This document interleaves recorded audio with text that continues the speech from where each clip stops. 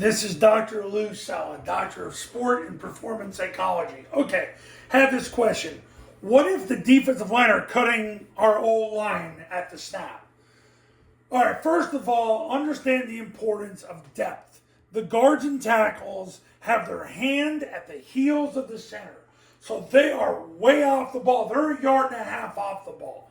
Because if their hands at the helm, or if their hands are at the heels of the center, their helmet breaks the belt buckle of the center as long as their tail is elevated. Their helmet breaks the belt buckle of the center, and they're legal in all 50 states.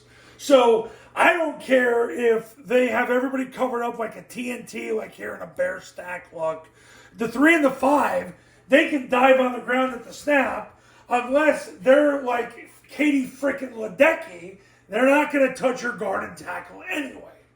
Now the center, it's a different story. But let's look at zone dive. He snaps the ball, opens flat, and runs to the guard. So if he tries to cut him, well, he's going to be given ground anyway to get next to the guard. So where's the big freaking deal anyway? All right, so now we have a bunch of 5 divers. 5 guys just diving on the ground. Listen, coaches, let me tell you something. Okay, real talk here. The whole purpose of the offense is you have an offensive line that would get driven backwards if they had to block one-on-one. If these dundalones, not a nice word in Italian, by the way, want to be divers, that's what we want. That's what we want. The worst thing that can happen is this guy gets his hands on him and drives him into the backfield. Paul Johnson used to say it all the time. It's when these guys get their hands on the O-line and they can control their movements. Diving on the ground, that's Bush League stuff. That's Little League stuff. So, anyway, D lineman cutting offensive lineman on zone dive. All right, this guy right here, let's say he's a 2 technique. Let's say he's head up. And he dives on the ground. First of all, the guard's a yard and a half off the ball. So he dives on the ground. He wants to be, an Olympic swimmer or an Olympic diver, whatever. Katie Ledecky's the only one I know. So he dives on the ground. Guard goes to engage with him. Once the player dives on the ground, he covers him up.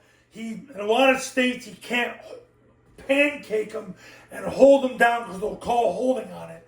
So he stays in front of him. The tackle goes to block him on the triple team, and this guy dives on the ground, then he could just go next level. Center, after this diver dives on the ground, he runs to the guard, sees that this dude is on the ground, he could go next level and block the mic. That's what happens on a triple team.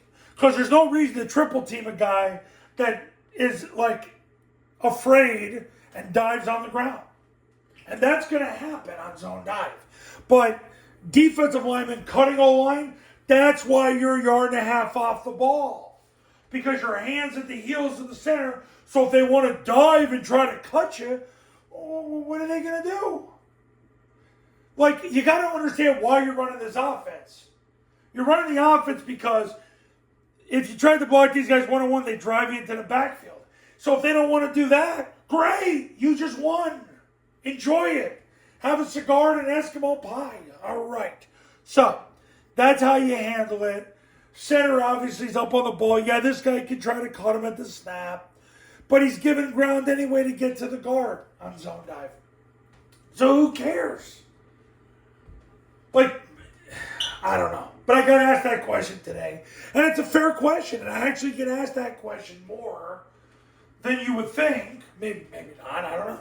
But I get asked the question a lot. So that's how you handle D lineman cutting O lineman on zone dive. The benefit is when you're that far off the ball, all they're going to do is dive on the ground and look like a bunch of girls. The center, great. He could dive on the ground, try to cut the center. Center snaps the ball. He's giving ground anyway. Great.